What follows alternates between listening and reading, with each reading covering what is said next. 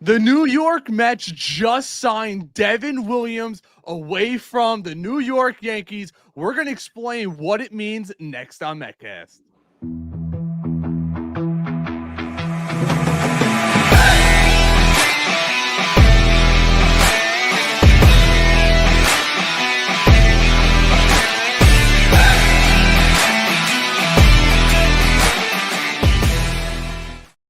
What's going on, Mets fans? Welcome back to another offseason episode of Mets Nation. As always, we keep you right in the go as we just got breaking news within the last 5 or 6 minutes. I'm going to read it from John Heyman, but Paston had it first.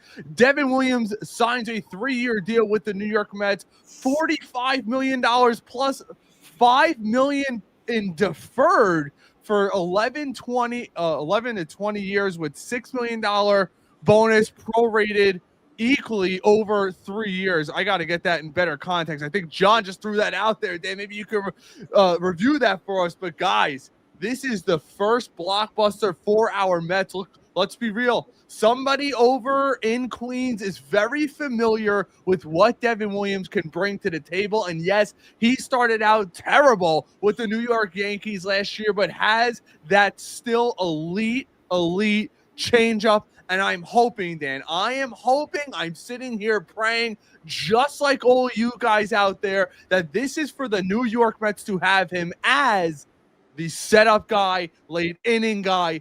This better not be the closer, in my opinion, Dan, but let me get to your thoughts on it right away. This is great. Hot off the press here from Tacoma, too.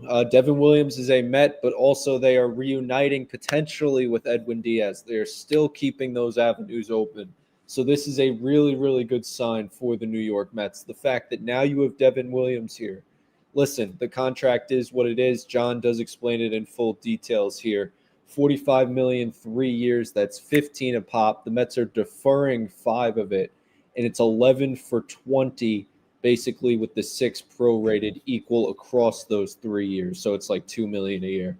It's a great deal for the Mets. This is a great signing for the New York Mets. This is what we're talking about when we bring up the bridge for Edwin Diaz. We've always said that, whether it was Stanek being the bridge, whether it was Aaron Loop being the bridge. We could go down all these names that we thought were high leverage guys that could get it done.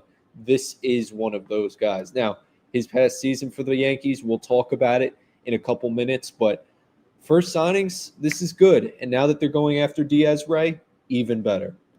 Yeah, and you know what? I just seen this from Jeff Paston. Devin Williams' deal with the Mets is 3 years with no opt-outs. Yep. Or options. Per sources, he'll be there to be pitching in the back end, as he didn't say closer, and maybe the ninth, depending on where Edwin Diaz goes for the foreseeable future. And Dan, we need to put this into context right away. Shout out to all you guys that are in the chat right now. If you're watching this, please like and subscribe. Turn those notifications on so you never miss an immediate live, guys. Just like this, folks. Damn. I will say this, and I'll preface this right now, Dan.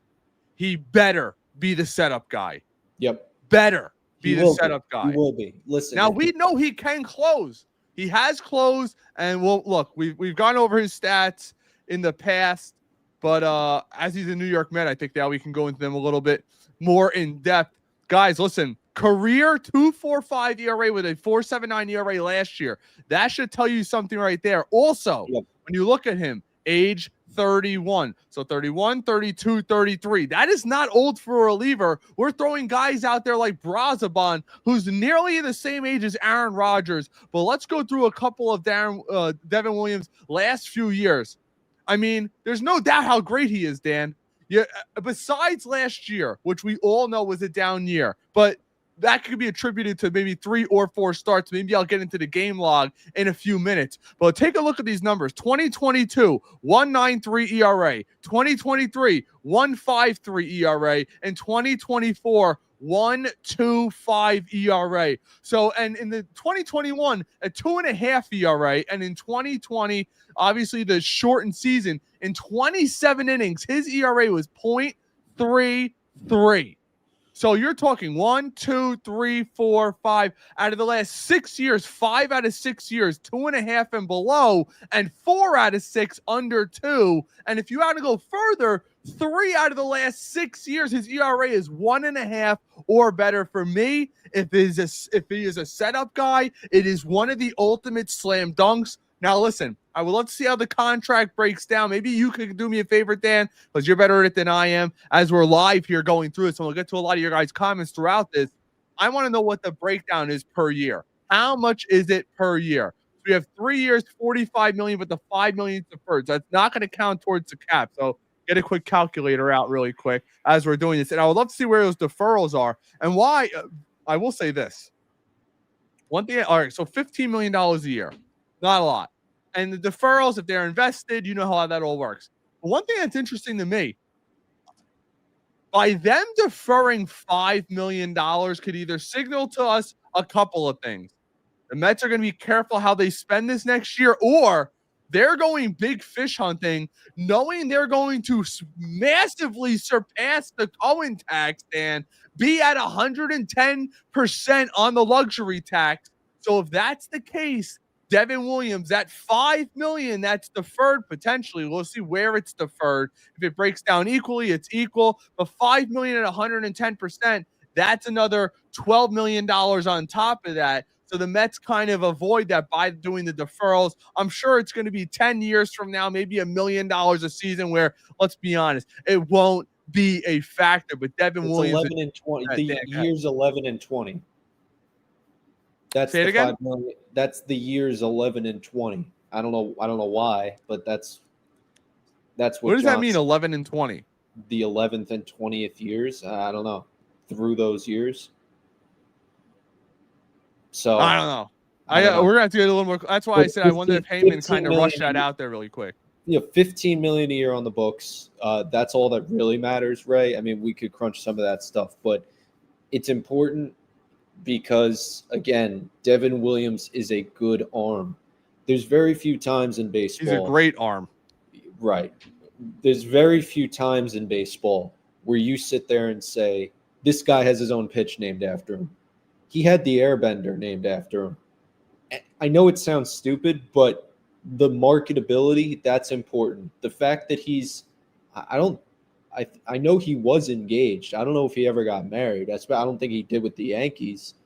That's going to be something. He's having a family now and the Mets. This is important because him and Diaz together, that is really, really scary. And that's something that, again, outside of where the Mets are right now, that's important.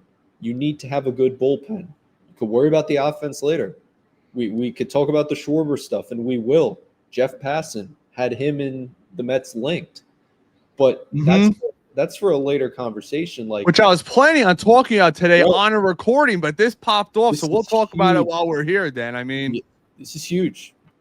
Absolutely. Look, I also look at it like this: $15 million for a really good reliever, if he's going to be your setup man, is not that bad. And Dan, I will tell you this right off the bat, guys. Excuse me, I'm kind of all over the place gathering information, putting out posts while we're doing this live, so I appreciate you guys sticking around with us. I will say this: finish the job, David Stearns. Get Edwin Diaz, and dare I say, the New York Mets could be one major right-handed arm out of the bullpen, Diaz and another, where you could say, you know what? Remember we were talking about this for a while, how Kodai Senga's value just went through the roof with what's going on here. I think the Mets will be in on Amai. There's no doubt about that. So if the Mets are potentially going to be running it back with the starting pitching, which I hate to say that, but maybe you add Amai and you hope a couple of these guys take a step, which I don't want to see. But if that so happens, load the hell out of the back of this bullpen.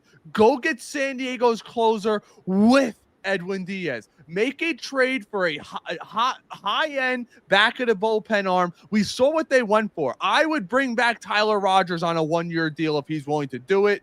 I know there was rumors that he wanted to go back to San Francisco potentially. I'd bring Castillo back. I'd bring Rogers back. I'd bring Diaz back. And I would still try to get one lights out arm. And you could, I mean, I hate to compare us to the crosstown Yankees, but remember just not too long ago, you knew the game was over if the Yankees had a lead in the 7th inning because they throw Dylan Betances at you, they throw Miller at you, and they would throw Chapman at you. Bing, bang, boom. Good morning, good afternoon, good night. When you could shorten games like that, then you could take a risk. You bring in Amai. You hope he's a number 2 right out the gate. You have Noah McLean. Sean Manaea is pitching on this staff. And unless Kodai Senga is traded, which after what we've seen the value of these players go for, bro, I am not sold that he will be traded. If he comes back, you add him as a 4th or a 5th starter rather than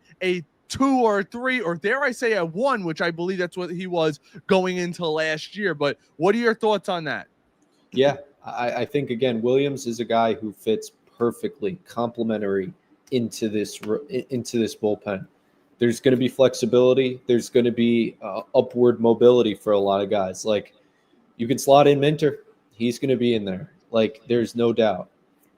Whenever these guys are back from injury fully, they're all going to be in this bullpen. Brazoban is another one. I do think last night had a great inning of relief for anyone who did see. He bends, but he doesn't break, and that's what I do appreciate about Brazoban. He'll be in this bullpen. You're also talking a Brooks Raley. He's going to be a factor in this bullpen in 26. Adbert Alzolay is going to be a factor. Dylan Ross is going to be a factor. That's a big name. Again, fully healthy. We could see a jump from AA to the pros as we saw with Jonathan Pintaro and a Ryan Lambert. Does Ryan Lambert start in AAA next year? That's going to be something I'm watching to see how this bullpen goes. I think Stearns wants to have a spot or two to kind of play with, and I think he's going to have that option. Williams, you fill up the back end. That's so important. You have him. I don't know if you go out and add another arm. I still think you can. There's still room. Maybe a Pete Fairbanks. That's a name you constantly keep hearing. Been hearing a lot about him, man. And especially now, the name picks up some steam. That's really important. So that's going to be something to watch. But the Mets increase their chances of still retaining Edwin Diaz. And I don't want to get this confused because you see a signing like Devin Williams and you sit back and say, well, how is he going to fit into the Mets picture? Edwin Diaz is gone. No, that's not the case. And Anthony DiComo, again, that was the one tweet I was looking for. Like, do we have that other side of it where it's not just, the Mets are moving on from Diaz and we have to sit here and live with this idea? No, the Mets are still going to be after Edwin Diaz. And I think in their perfect world, that's what they do. Now, don't neglect the starting rotation. Like, we wanted you to fix the pitching, and that includes the bullpen, but that really means the starting rotation. So I need that figured out, ideally number 1, but they're going with the bullpen first. So God bless them. And Devin Williams, yeah, he's a New York Met. It's insane. Like, Pete Alonso and Devin Williams, we're going to have that memory in our brain forever. That home run will always live in a Mets fan's mind. Hey, you can't beat them, join them. One of the greatest lines ever. But I will say this, that includes now their teammates coming back. Now they're teammates. It's like, what? And now we're going to see how Devin Williams does. I hope he does better than he did in the Bronx, because that was a big problem down the stretch with the Yankees. A lot of fans getting on Aaron Boone. You heard every year you hear the noise. Oh, fire Boone, fire Cashman. It got really loud this year at times for the Yankees, and a big part of that was because Aaron Boone would just keep killing Devin Williams' confidence. He's a guy who I didn't think he was for the big market. That's always what you heard about Devin Williams was, especially from the Yankees this past year. Oh, we'll send him to another team. Well, we don't think he's fit for a team like New York. He's not fit. If anything, they could see him on the West Coast. You want to put him in a big market again? Put him with the Dodgers. But at the end of the day, it never felt like Devin Williams was a big market guy. Now here are the Mets signing this guy to be a big market guy again. I hope it works out. I love the move. I think it was a needed move. But I we'll see. Well, let's get further into it. I have the game log pulled up here, so that way we can kind of talk about the ERA. And I'm not making excuses for it. It is what it is. It was not a good ERA, but let's put some context into it. His first outing, he went one inning, gave up 1 run to Milwaukee. So his ERA is 9 right there, right off the rip. This is what killed him the first couple months. He had, it's like he played against Baltimore, Tampa, Kansas City, San Francisco, Pittsburgh. All of those outings, he did not allow 1 run.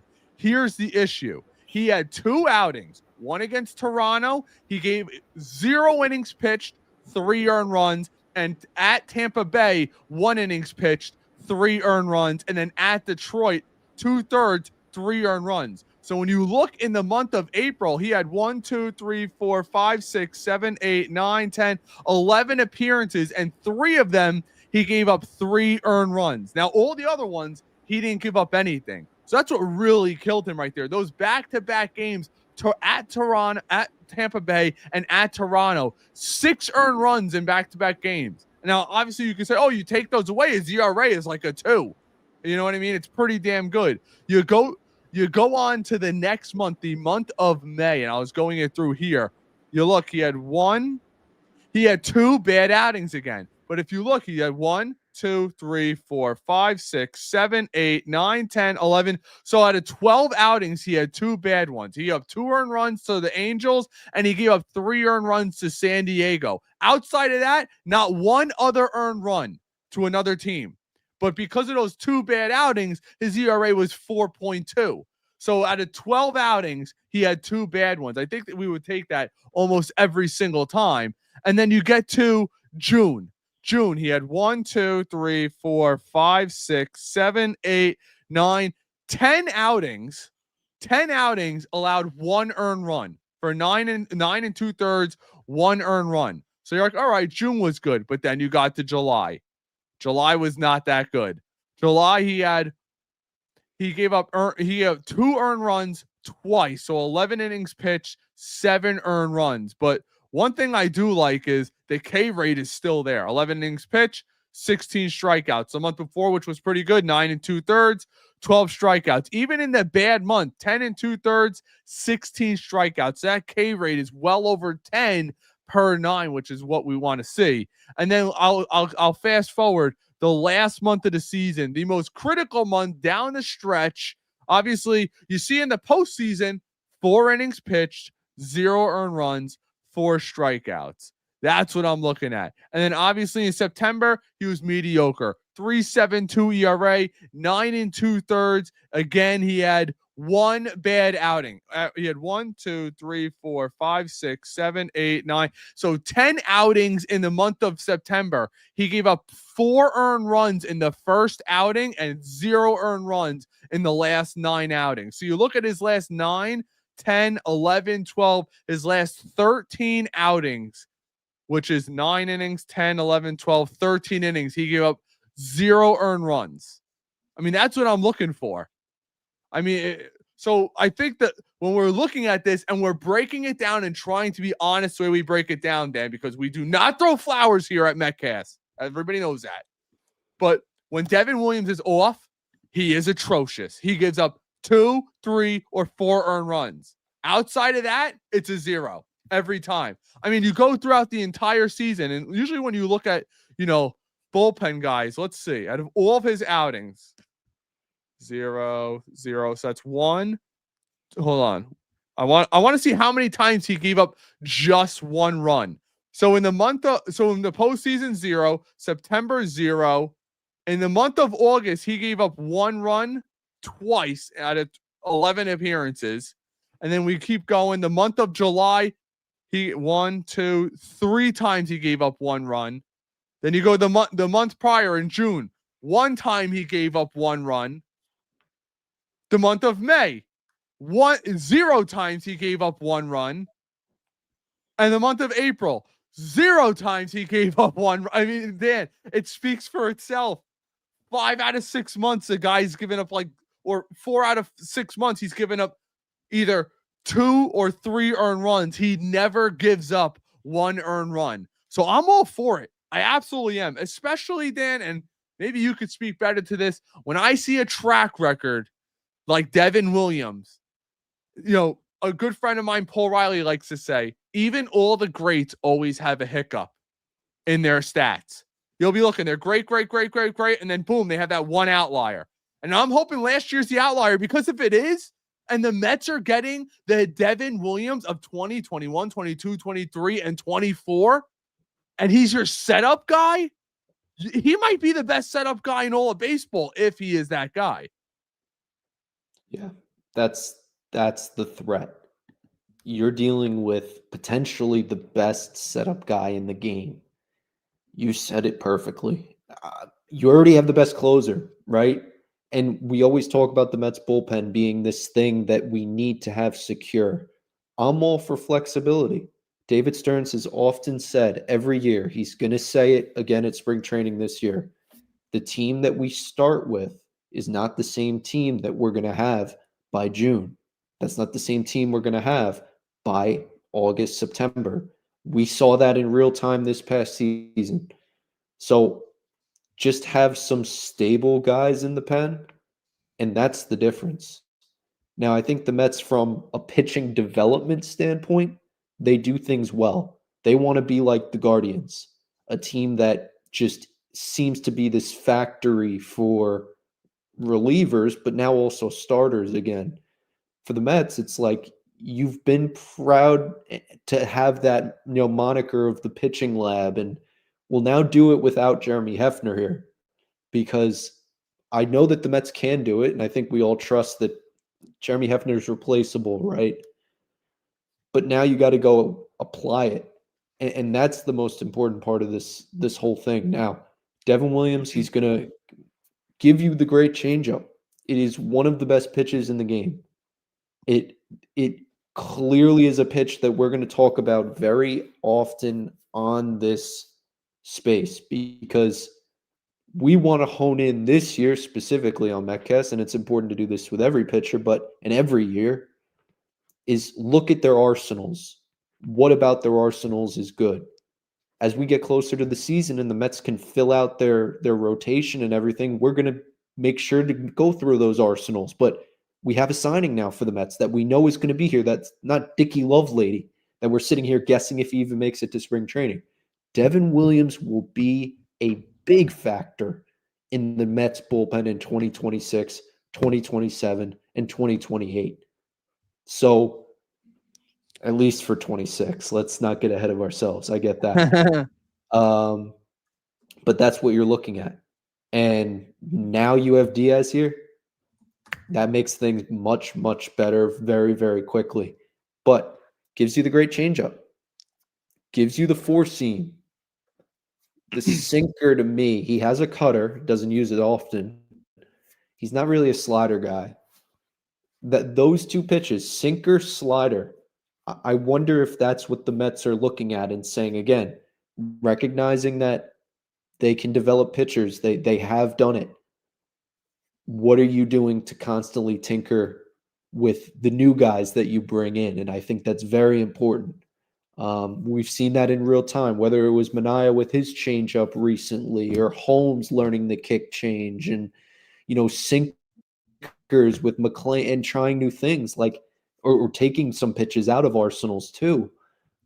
That's what I want to see the Mets do with Devin Williams. Turn him into a beast in the same way that you turned Clay Holmes into a beast. That's very important to me. I get it's another Yankee retread. There's a lot of Mets fans. Not a retread. It's not like we're getting him at the back end of his career. He's 31. I totally get that, but there's a lot of Mets fans at home tonight who aren't watching us on Metcast sitting here saying, oh crap, Diaz isn't going to be back, and we have another Yankee on our team. That's a big narrative that some people who aren't as locked in as we are taking tonight. And right, so this is a great signing for the Mets, and I want to make that very known. Yeah, and I'm trying to find out, Dan, I think the numbers might be a little off. Salmon said it remains possible the Mets could still add Edwin Diaz. League sources say Williams deal is for $45 million plus $6 million bonus, prorated equally over 3 years. In total, $15 million is deferred. $5 million each season. Yep. So is that off Yep. that 45, or is that in addition? I still cannot figure it out. I think it's off of 45. You know what I mean? I just seen Andy Martino wrote, this does not take the Mets out of the market for Edwin Diaz. It does mean it does not mean that they'll definitely sign him now. Guys, you believe this is the time of year when we have to be very smart, right? And I'm having honest conversations tonight. I think we've done a great job of establishing like people that love to talk Mets, and we love to do that here. Like eventually you have to establish a line. Like, are you going in? Are you not? Who do you believe? Who do you not believe? I get it's that time of year, but come on. The Mets are going to be at least in on Edwin Diaz. We know that. And now we're seeing Devin Williams. We should think of it as an addition, not a subtraction. And now we're getting people saying, I trust Tacoma on this. I know everybody's got to pick a side. We lived through a whole week of New York Post reporting, and again, the best reporting in town. But you got a lot of people sitting here saying, "Oh, well, I don't believe that, or that's not true, or I don't look at these other, things in the past that they've said, and believe that to be true." Guys, there's always a side when it comes to this stuff. Everybody has an opinion. The Mets are going to be going after Edwin Diaz as well.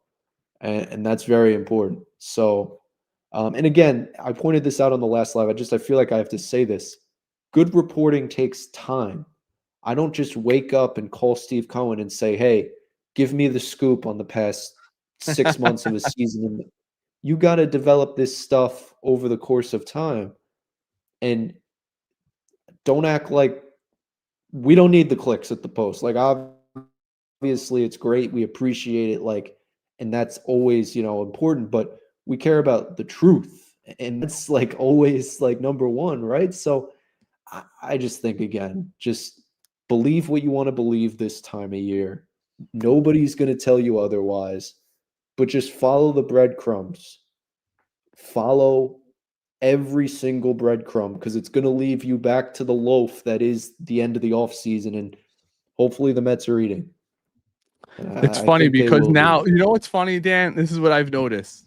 And I'm sure a lot of you guys fans see it out there, but we see it a little bit more because we cover the Mets on a 24/7 basis practically. What are the Yankee fans saying? Oh, he stinks, just like Juan Soto. I'm like, you guys were all screaming to have him back 5 seconds ago. It's just so comical. Obviously, you guys know we put our opinions out there a lot, but we'll take it for what it is. Now, Dan, let's pivot really quick as we get more news in, as we get the full reasoning for everything, because this is just nuts trying to figure out what the cap is. What do you make of this Kyle Schwarber story that's out there? It's interesting. It makes a lot of sense for the Mets, and I'm open in the camp that I know is the minority here when we're talking about Pete Alonso and Kyle Schwarber together. I do think that is still a possibility. Talking to some people, again, they still believe that is a possibility. It's something that on the surface clogs up a lot of things, right? You have a DH in here that clogs up that whole position. Do the Mets want to do that? Because then you're taking Vientos out of the equation. You're taking Mauricio out of the equation. Nimmo's already out of the equation. I don't know where those DH at-bats go. Maybe that was something in the end. Oh, we need more DH at-bats. Let's trade Nimmo and give that to Schwarber. Maybe it was in the Mets' plans all along. But I like the idea of having Pete here and Schwarber. That power and that ability to really be a good team, that intrigues me. Of course, trading for Fernando Tatis or trading for Byron Buxton and Joe Ryan, I just don't feel like that's a likely move. Minnesota including both in a trade to the Mets, it just feels like monopoly. But Tatis feels likelier than that happening, if you want the truth. But even that doesn't feel likely. So I don't know what the Mets are going to do on offense. I love the Schwarber, to answer your question. I love that. I think that's perfect for what this Mets team is trying to do. And again, people say, oh, it's too left-handed heavy. Let me break a secret to you. Again, Jesse Winker's not going to be back. Jeff McNeil's probably traded. Brandon Nimmo is gone. Jared Young is technically on this bench right now, and I don't think any of us want Jared Young on the Mets bench. So think about those things. There's left-handed at-bats to go around. Dare I say, so much so that the Mets might have a 10-year deal on the table for Kyle Tucker as we speak. Who knows? I think that could be in the cards. So just don't think that, again, too left-handed heavy. I don't think that's how we should be thinking. Oh, I totally agree. And also, Dan, a big thing is you got to look at the splits as well. You and I brushed over them with Kyle Tucker and Juan Soto. Kyle Tucker's got the same splits practically, lefty righty. You know, WRC plus is well over 120 on both sides.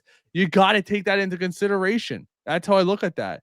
I see a lot of people saying in the chat, "Oh, Diaz is gone. Diaz is gone." That means I don't think so. Like we said this about a month ago, Dan. Steve Cohen is pissed. Also, shout out to Steve Cohen today. And for anybody who lives under a rock, he's getting that casino across from Queens. It was approved. He's getting it. It's going to cost a lot of money, but it's going to bring in a lot of money, a lot of revenue, parking revenue, money from the casino. Steve Cohen just keeps getting richer and richer. And I think as a thank you to Mets fans for showing out last year, I think they're going to spend big. And David Stearns knows the back end of this bullpen was a disaster last year. And if anything, that's something that he has done his entire career is build good bullpens. And going back to a guy that he's comfortable with, familiar with in Milwaukee, I think it's, to me, you know, we got to wait to see what happens with Edwin Diaz. If Edwin Diaz walks, I know John Heyman was putting out there, you know, this kind of covers the Mets a little bit. And no, even Brandon Tierney put it out there. Williams plus Diaz equals fantastic. Williams minus Diaz is simply not good. And I agree with that. It's a great point. A great point. Because ever since he was with the Brewers, even, I know that's what you're alluding to, he had Hader and then he had Williams. Like, there's always a guy. And I just think that's very important. It's very important.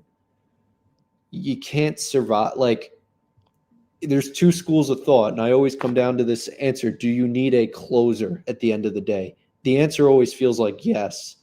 Some teams can go without it. And there was a part of me that's sitting here saying throughout this offseason, like, I'm okay not bringing Edwin Diaz back. But then I see a move like Devin Williams, and it just reminds me once again, a bullpen's very important. And it's crucial. Like you said before with the Yankees, they'd bring in Andrew Miller in their days when, you know, back up Mariano Rivera. Jabba Chamberlain was always doing his thing. Like, there's always that setup guy. So this is a great move if Devin Williams is your setup guy. If Edwin Diaz is gone, which I agree with you, I don't think this means that at all. And I'm listening to SNY. I just seen the quotes they're putting out there. They're like, every Mets fan thinking the same thing. We hope this is not the prelude to a departure by Edwin Diaz. It's, guys, that is the topic right now. 100%. What is that move? I think we all trust Anthony DiComo. Whatever his source is would probably not lie to him. The Mets are still going after Edwin Diaz. And if you believe any inkling of what we say, the first offer for Edwin Diaz was 4 for 88. Last we heard, it's up to 4 for 96. Things are moving, but it's not moving $35 million every time they pick up the phone. It's a couple million here, a couple million there. Guess what? That's the sign of a close negotiation, close to being over. So that's important to remember. The Mets and Diaz are not far apart. If he doesn't sign, he doesn't sign, but they're not far apart. And this signing should go to show you we're ready to keep moving. Like, whether Diaz is back or not, like, we're spending in the bullpen. We're going to finish up here. We're going to maybe till the winter meetings to clean up the bullpen. We'll get it figured out. Hopefully Diaz isn't met by the winter meetings. That'll be something to check your watch in 6 days to see, because time's ticking now. Get the bullpen cleaned up. We go into the winter meetings. We figure out starting pitching. We get our trades out of the way coming out of the winter meetings. We figure out pitching as a whole. And then after that, you worry about the offense. And I think after the winter meetings, we'll get some of that. But that's hopefully like their mindset, because I'm just trying to follow in the Mets' footsteps. Devin Williams, and that's it. All they've signed are are arms. They haven't signed a position player. Again, we've heard, and I want to throw this out there too, Jake Myers. There is interest between, I think it was Passon who reported it. Jake Myers is basically a Tyrone Taylor, but he's a right-handed left fielder. So he's the invert. But that's right up Stearns' alley. And what I really hate, Ray, is that I'm sitting here believing in my heart that they're going to go after Schwarber, but they're not going to go all the way in the outfield market. They're going to have a Jake Myers. They're going to have a Tyrone Taylor. They're going to have a Carson Benj. I don't mind Benj. I'm excited for Benj. I'm excited for Jet if they want to bring him up. But you got look. That's for one position. Look, we've been saying it for a while, guys. Go get me Tatis. That's the guy, in my opinion. And I saw Andy Martino had a video earlier today. They asked him tonight. I was going to go over it in my recording, but we'll go over it here. They asked him, what do you think the Mets are more likely to do, X, Y, Z? And he said Bellinger. He said they talked about defensive versatility, getting better defensive-wise, run prevention. And when you compare, not saying Tucker's bad, but Tucker's a sub 50 percentile OAA, but he's got a plus arm, where Bellinger is plus pretty much everywhere. And, you know, he also provides that pop. Now, obviously, the better bat, without a doubt, is Tucker. He's younger. He's going to get a bigger contract. But Andy Martino was saying, I don't see the Mets committing to another 10-year-plus contract, which is you're going to have to do that to get Tucker. It's going to be a lot less for a guy like Cody Bellinger at the end of the day.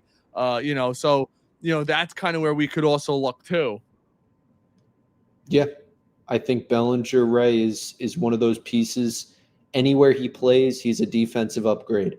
If you want, used to be when Nimmo was there, because we were still having those conversations, keep Nimmo, bring in Bellinger, but the case still remains. Whoever's playing left field, odds are Bellinger's going to be an upgrade. He's better than Benj. He's better. Taylor's close. I'd still probably give the edge to Taylor because that's the only reason he's on the Mets. But other than that, Soto versus Bellinger defensively, it's not even close who's better. So, and then first base with Pete, that's obvious.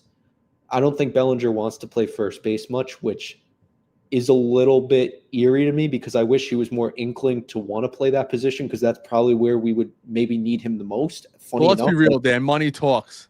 If the highest paying team says we want you to play first base, he'll play first base. And a little, Yankees birdie doesn't believe that they're going to be in on Bellinger. So that could be something, we feel like it's a shoo-in. Some people from the Yankees side, they don't believe that to be 100% factual. So there could be a chance that he's not a New York Yankee and he is somewhere else, but I don't know. I would still look at the trade market, but Kyle Tucker keeps coming back to me as an option, and we'll see. But yeah, I agree with you. Tatis, that's the only guy I'm really moving Soto out of right field to bring in. I don't think there's anyone else worth considering because Bellinger would not play right. Yeah, I agree. All right, guys, make sure you like, subscribe. We're going to get to some of your comments right now before we head off for tonight. I got things to do, but we appreciate nearly 4,000 people in here live. Unbelievable Mets news coming down tonight. We'll start out with Andre. Wow, does this mean Diaz is gone as we went over? I do not think so. But look, could Diaz be asking for $100 million and $25 million a year? And the Mets are saying, let's pivot now. I mean, we saw the Mets do it early last year with Frankie Montas. Obviously, I'm not saying Williams is Montas, but, I also want to give a shout out really quick. Shout out to Bob Nightingale for being absolutely dead wrong again, as he was last week, saying no free agent signings will happen before Christmas, probably into January. Now we have two major signings pretty much within the last couple of days, and I think the Bucks going to continue to get rolling. Plus, Imai was just reported he's going to sign probably before the end of the winter meetings, which will be 3 major free agent signings prior to Christmas. Burns says, I don't hate the Williams signing. Isn't far removed from an all-star season, and it puts pressure on Diaz. He can't hold the Mets hostage now. I agree, and that's something that's interesting. We saw today a report in regard to Pete Alonso talking about how his market is once again slow out the gate. It doesn't matter how good of a season you have. You're another year older. I was saying it for the longest time. I mean, obviously how good of a season he had matters somewhat, maybe in AAV, but in terms of long years, I still don't see other teams that are going to be willing to pay him monster deals. Fitz says, need to lock up Pete and Edwin. Klub says, a better sign Diaz. Absolutely. Thank you to all the members that are in here right now, guys. If you want to be locked in to get your voices heard on our lives, become a member. Edwin over on Facebook says, Devin is one of the best relievers in baseball. It was an excellent signing, whether he's a setup man or the closer. I guess you could take it from that positive perspective. I would prefer not. Buzz says, what's up, fellas? Let's hope he's being signed as a setup guy for Diaz, right? Right? LOL. Buzz, I think we're all hoping that, man. I mean, it's something that needs to happen. Dan, final words? Good signing by the Mets. Free agency signing. This is good. Devin Williams is a New York Met. Going back to Jimmy's point real quick, like it makes you think, what is the next plan? Like, are they going to do this with Pete where he doesn't have to hold them hostage anymore and they bring in a first baseman? I don't know. But that's what I was thinking was going to happen with Naylor early on. I'm like, oh, you might see breaking news. Naylor signs with the Mets, and then Pete's gone at that point. Right. So we're watching, we're waiting, we're on it. Appreciate you, Ray, being able to do this at a late hour. Thank you all for being here tonight, and we'll see what the next signing is. But keep in mind, this is not the end of Edwin Diaz with the New York Mets. That's right. All right, everybody. Let's go, Mets. Go Mets. God bless.